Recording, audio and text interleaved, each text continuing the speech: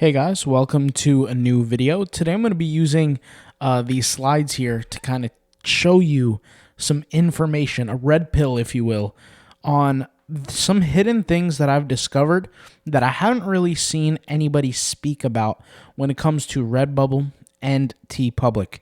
I'm assuming for a majority of the people that watch this channel, they're either on Redbubble, they're either on Teepublic, or they're on both, okay? Maybe they're taking a break, but regardless, they probably have had accounts at one point in time or still have accounts on both Redbubble and Teepublic.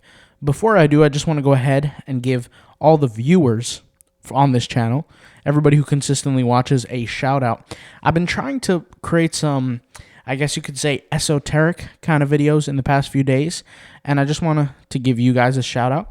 And thank you guys for all the support that I've been getting recently on the videos.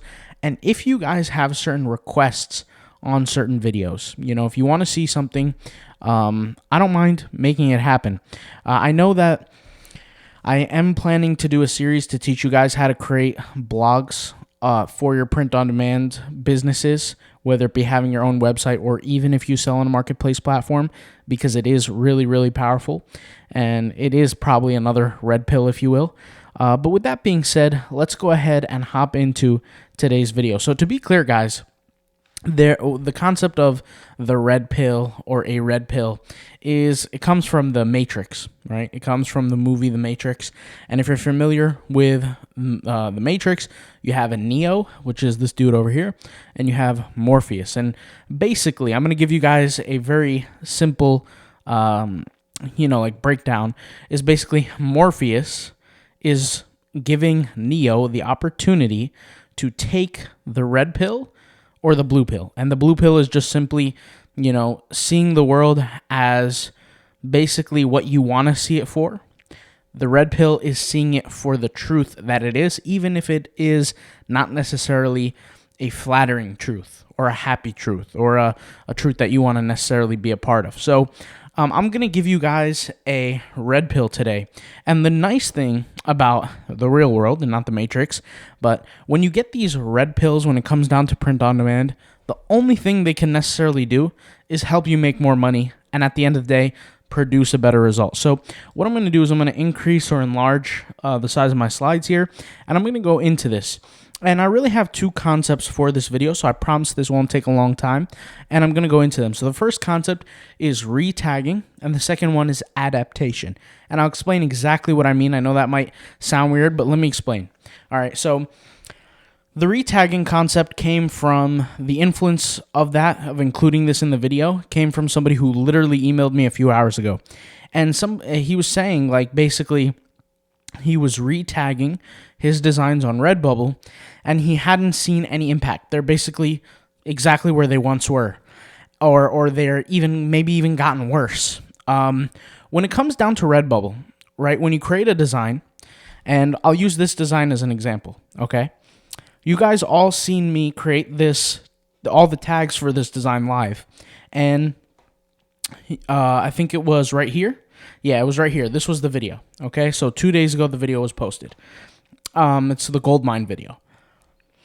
When you saw me do the tags, right, I was very specific about using certain keywords. I even had the Notes app open, and I created what I call a bucket system, and I was pulling keywords from certain searches that I used the Redbubble Rocket Tagger tool for. That wasn't by mistake. That wasn't coincidence. That wasn't because it's a cool tool. It is because those certain keywords, I need them to help me rank organically, right? The problem with that is that when people do the wrong tags or use the wrong tags, and then they learn what to do right, they think that going back into Redbubble, changing the tags is going to fix that. I have made maybe 3 or 4 videos about this, or I've mentioned this in 3 or 4 videos, where I specifically spoke about how going back into the tags and changing them on Redbubble really will not give you a positive effect. The best thing you can do is create new designs and upload them with new tags, and if you really, really like those designs with the old tags, you can delete them, re-upload them with those new, better tags, following the new tag strategy that you have. And the reason why I say that is because I simply can only speak on my personal experience. I can't speak on something that I read. I can't speak on something that I've seen in a YouTube video.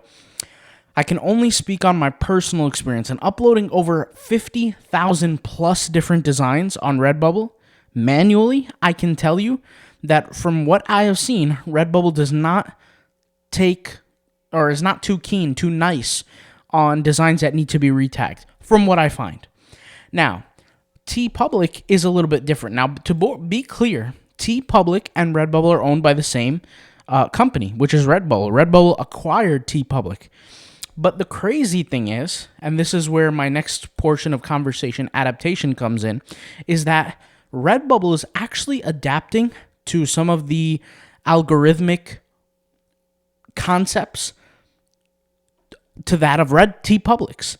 And I'll explain that in just a few minutes, but I'm going to further explain what I mean by retagging. So in Teepublic, if I create a design and I add some tags to it, and those tags are like this, for example, right here, like grayed out, and I can't click on them. I've spoken about this in the Teepublic course, but I'll go over this again, is when you have a bunch of tags for Teepublic and some of them are not clickable, that means they're not related based on the algorithm's data. And the algorithm works off of previous data, not future data, and not predictive data, and not artificial intelligence data. It works on data inputs of the past, okay? So if I have a shark design and the shark is the main tag, we have all these other tags that are considered secondary. But because this tag is so general, the secondary tags are also general. This is why I say also you have to be specific, and I teach in the courses how to pick the very, very specific niche. Because when you do pick a very, very specific niche, you're not going to shoot yourself in the foot, kind of like a design like this. This is an example of a design that is leaving so much money on the table. Number one, it's because the tags are not specific. You could see here the word shark, animal is added, and then you have here to-do list. Now, people, let's face it, who are searching for shark stuff are not looking for a design like this that says done, done, done. I mean, yes, it's a play on words. Yes, it's funny, but there are much better tags that could be used in this situation. And on top of that, think about the amount of people logically who are searching for the words to-do list on Teepublic. Almost none.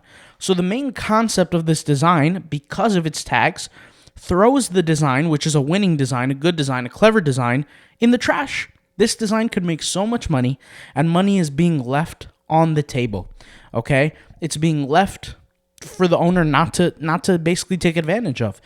And the thing that's nice about Teepublic in terms of retagging is that if I was the owner of this design, I can go back to this design, I can retag it, and I can improve it immediately. And the reason why I say that is because Teepublic, if you actually try this, you can do this on Teepublic, assuming that you're allowed into the marketplace. And I've already made videos on why, or a video on why certain designs do not show up in the marketplace, or your store does not show up as an entirety on the marketplace. Okay, I've already spoke about that, but the point here is what I'm trying to say is, assuming you're approved into the marketplace on Teepublic, okay, and you're creating your designs, and the tags don't come out the way you want, right? You can always go back and fix them, retag them, and you'll do perfectly fine. And the results will be relatively instantaneous, meaning the designs will be indexed in those certain categories very quickly. I don't find the same for Redbubble. And once again, I'm speaking on my personal experience. And I want to be clear, okay? I'll repeat what I'm saying. With Redbubble, if you go to retag your designs, go back and fix them, I do not find that works very well. Okay, I'm just being honest. But on Teepublic, it works very well, okay? Now, I'm going to be clear. You guys have seen a lot of my Teepublic videos. If you haven't, go check them out. We literally have over 1,000 videos on this channel. I have almost had no issues when it comes down to tagging on Teepublic. And I'm not trying to plug a software, but this is the absolute truth. I use the Teepublic tag tool. It's on Bots and Apps. You guys can go ahead and check it. It's the same place where I get the Redbubble tool. But you can even, in fact, you could actually go watch my Teepublic videos where all the tags that I pick, not only are they relevant, but all of them are blue, all of them are clickable, and every single one of them gets me ranked and gets me attention and traffic. And the reason why I know that is because I perform searches on those keywords and I find my designs close to the top because I'm picking the right keywords. And it's not because of me. I'm really not doing anything. The software is doing the work for me.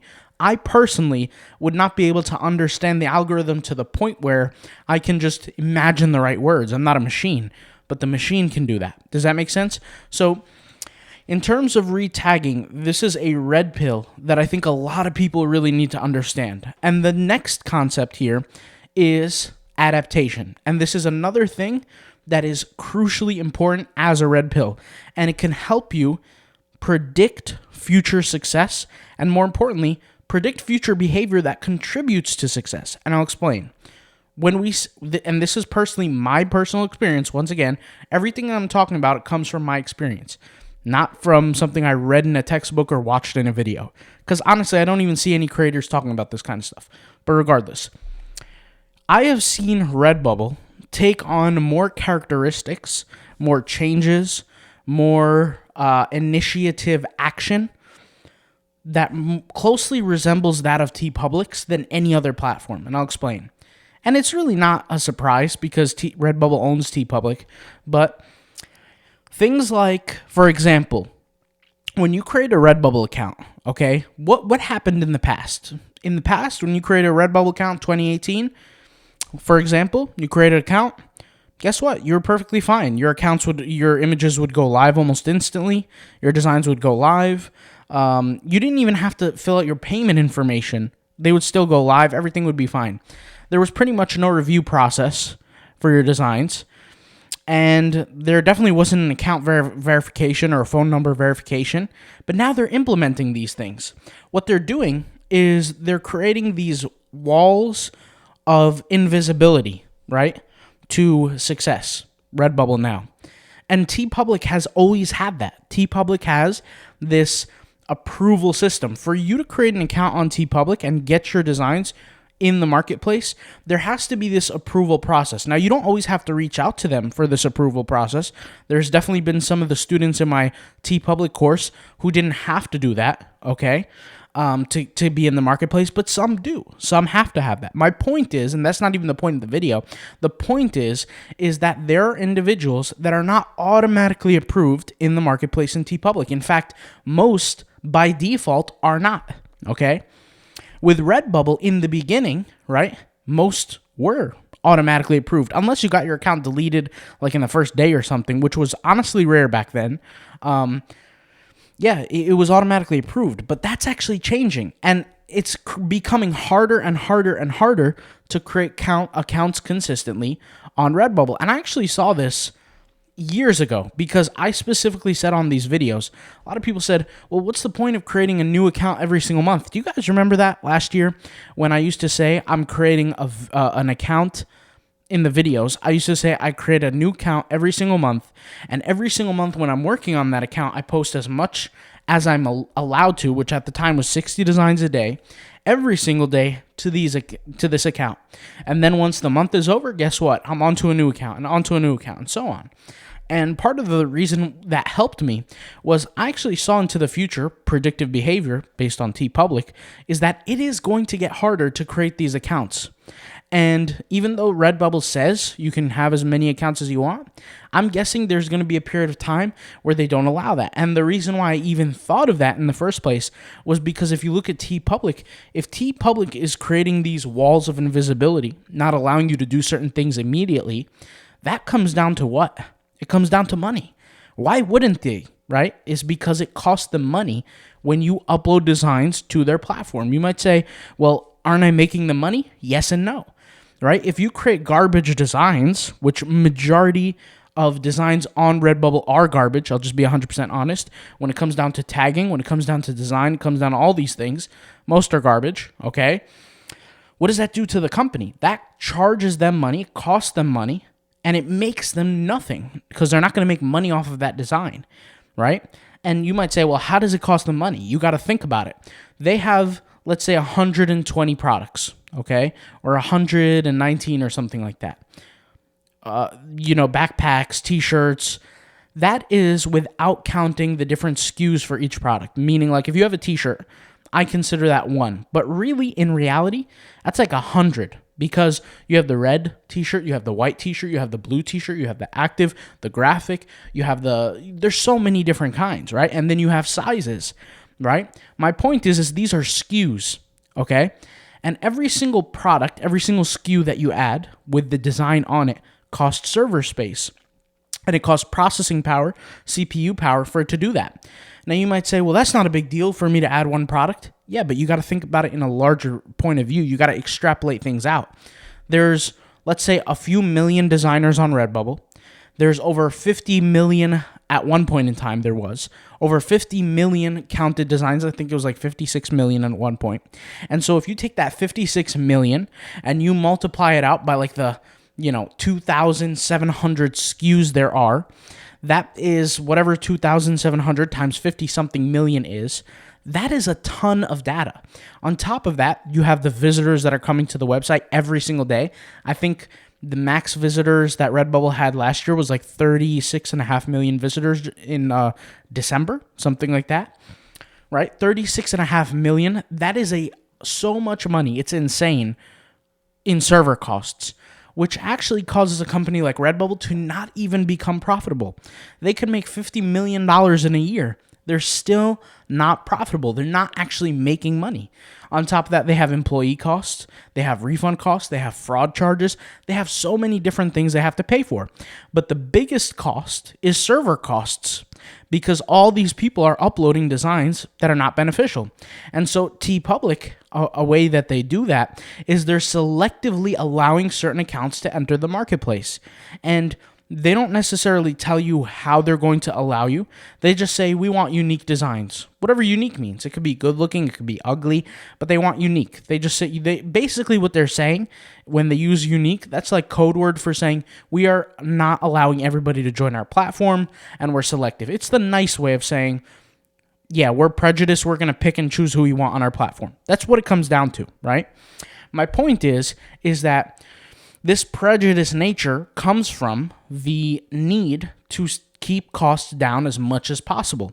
And so Redbubble is going to follow Teepublic's suit, because Teepublic is actually more profitable than Redbubble, yet Redbubble is much, much larger. I think like something like 7.5 times larger than Teepublic, right?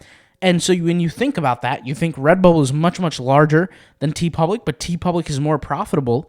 How does that come to be? Well, it becomes to be because of the certain settings and the certain, I guess you could say, I was going to say permissions, but the certain things that they set into place that require you to ask for permission to do certain things. So like if I want to get on the marketplace, I have to be approved, right? And it's, once again, it's not something where you submit your account for approval, but I'm saying it's like there's a process. Your account just doesn't go automatically to like everybody else's. All people's accounts don't just go to the marketplace like Redbubble's did, right? And we see that within Redbubble. Redbubble is adapting to the nature of Teepublic. Redbubble now, for some people, they have to verify their phone address. Not their phone address. What does that even mean? Their phone number, right? They have to verify they're not a robot. They have to verify they're a human being, and people are struggling with that. Some people are, at least. Redbubble is also doing a account verification, when after you verify everything, they get a literal human being to look at all the designs you've uploaded and see if they even want you on their marketplace, right? Some people might say, well, I created my account, I uploaded my designs, I filled out all the information, but I still don't see my designs in the marketplace. And that's once again because it has to go through that review process. So Redbubble's doing these things now. And more importantly, they're doing it. Why? Because they know that the Teepublic formula is more successful than the Redbubble formula, right? Or what previously worked for Redbubble. And they're adapting to Teepublic's nature. So if you want to be able to predict the future, right? And this is a red pill, like I said, for Redbubble, and Redbubble is a larger marketplace that receives more traffic, then look at the behaviors of what's going on Teepublic. And you can take that and you can extrapolate that out to your current business on Redbubble. Like, I'm telling you, I had the perfect chance, and I actually used the chance to grow my Redbubble business as big as I could, especially last year, by training virtual assistants to have them do exactly what I want, so that now I can benefit off of that and I don't have to worry about training, right? So, and I saw this coming with Redbubble. And we actually see this even with the tier program, right? So with Redbubble's tiers, with Teepublic, out of the two, Teepublic and Redbubble, Teepublic was the first to announce it and the first to implement it. Literally days later, like you can count them on both hands, the amount of days later where Redbubble implemented this, right? And of course, the backlash was much larger for Redbubble than that of Teepublic's. And to be honest, Teepublic's the cost for their tier system kind of thing, like their fees, is much higher than it is on Redbubble. Now, I'm lucky enough to be one of those people that across all my Teepublic accounts, I don't have any of those fees. But it's still things that are being implemented. You know what I'm saying? So my point here is that if you think that Redbubble is just operating off of no data, not really. They're using Teepublic as a statistical field of operation to kind of see if things will be successful or not successful. And it just makes sense. You know, Redbubble owns both companies. Teepublic is the smaller company. They're going to try things over there. But because once you can make things work on Redbubble, you're infinitely going to be more successful than you are on Teepublic. Teepublic is much smaller. The point is that Redbubble is adapting to the nature of Teepublic, from things like cost-saving strategies, for process of elimination, right? For eliminating different users, not allowing them to post certain designs, banning certain accounts, even restricting certain words or keywords or tags or whatever the case may be to be used on the platforms. Redbubble is working behind the scenes a lot on this kind of thing. And like I said, they're mimicking the nature of Teepublic because Teepublic is more profitable than Redbubble. And it makes sense for them. The point here is that is an extremely powerful red pill. Because if you can look at that and you can say, okay, I know where to go next because I see Teepublic already moving in that direction. All right, guys. So once again, the two red pills for this video: retagging, a common mistake that a lot of people do. They think it's going to have a huge effect on Redbubble. It's not. If anything, it makes it worse. But it does have an instantaneous effect on Teepublic. In fact, if you don't believe me, I recommend you check it out and try it. You know, create a design on Teepublic, create a design on Redbubble. Go ahead and retag on Redbubble, see how that goes for you, and then see how it goes for you on Teepublic. I promise you, Teepublic, instantaneous changes, assuming you're in the marketplace. If you're not in the marketplace, I mean, I don't see why there's a point of even doing that, but, you know, it is what it is. And once again, the adaptation. So hopefully this video was informative. Like I said, guys, I'm trying to bring you guys information that honestly people don't touch and people don't speak about when it comes down to print on demand. I think a lot of people talk about the outside stuff, like, you know, how to create a design and how the basics of, like, you know, using Canva. But I'm trying to go much deeper and talk about things people don't really want to talk about, you know, and I think they don't want to talk about it because they really don't have the experience. But that's a whole different conversation for a different time. I'm not even going to get into it, but it is what it is. Thank you guys for watching. Hopefully you guys somewhat enjoyed this video. At the very least, let it be informative. I'll talk to you guys later. Thank you guys for watching. Peace out. Bye.